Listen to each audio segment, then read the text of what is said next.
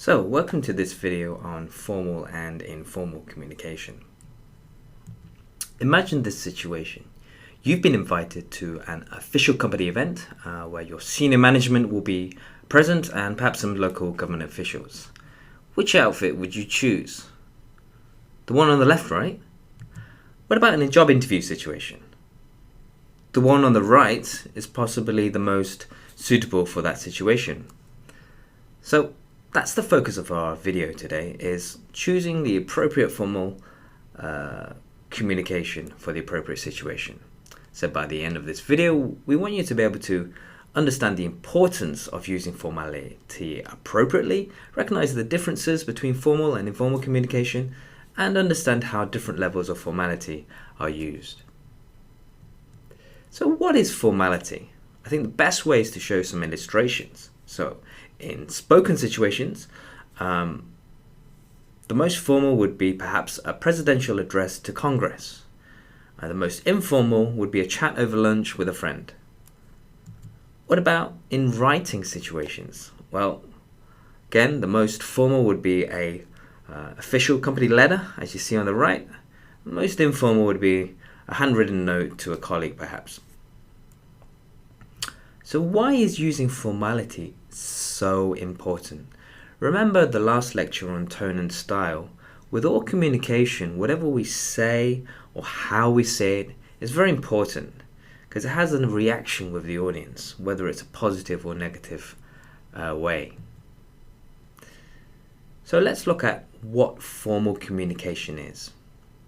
Basically, it's communication that follows an established set of guidelines or standards and generally avoids using informal tone and style because it's inappropriate for the situation. Let me elaborate. You've got to be more careful in formal communication. You'll probably be more selective in your choice of information or content because there's more barriers to free communication, and you have to choose the appropriate channel or medium of communication along with appropriate tone and style. So in high-level meetings, formal communication is expected. What about informal communication? Well, there are no predefined procedures or guidelines, and it's generally more ad hoc and personal. Information is more free-flowing, there are less barriers to communication, and it's generally more personal in tone and style. In informal situations, people are generally more relaxed and they're not as careful about what they say.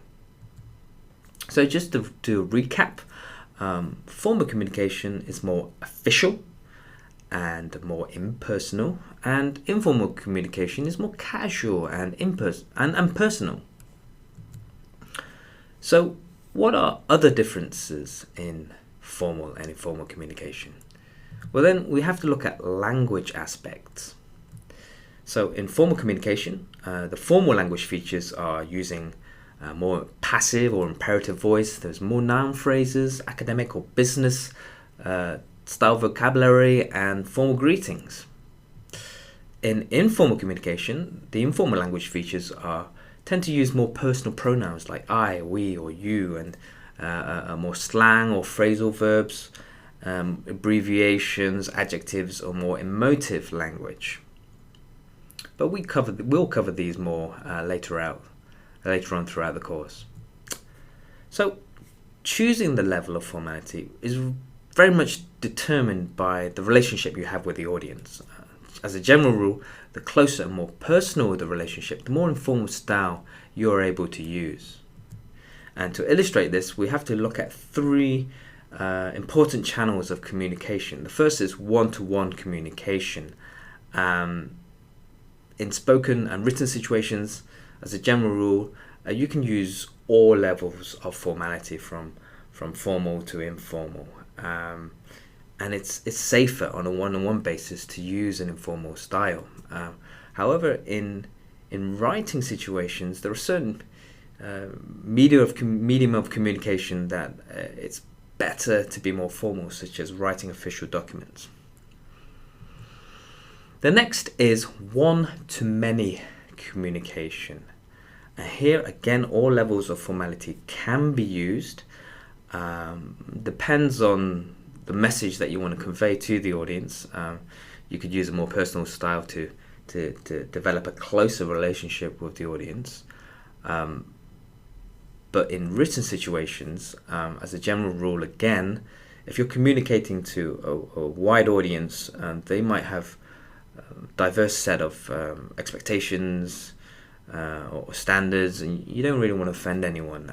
So it's better to use formal communication. But at the same time, again, if you want to develop a closer relationship, such as a manager wanting to congratulate their sales team on their performance, you might use informal style in an email, perhaps. So what about many-to-many communication? Well, here you have to be careful. As a communicator, you're probably trying to represent numerous parties, again communicating to the audience, which also has numerous parties as well. So you have to be careful again with your communication. So as a general rule, it's probably safer to use semi-formal or formal communication. In written situations, I think formal communication is perhaps more widely used. Press releases, corporate communication, or official documents, where again, whatever you're writing could reach a very large audience, and you have to be very careful not to offend or upset anyone there. So let's recap what we've covered in this video. We hope now you're able to understand the importance of using formality appropriately, that you're able to recognize the differences between formal and informal communication, and also understand how different levels of formality can be used depending on your audience. But be careful. If your relationship isn't that close to the audience, it's probably safer to use more formal approach to avoid or minimize the risk of offending any part of your audience. So here's the end of our video. I hope you found it useful. Thank you very much.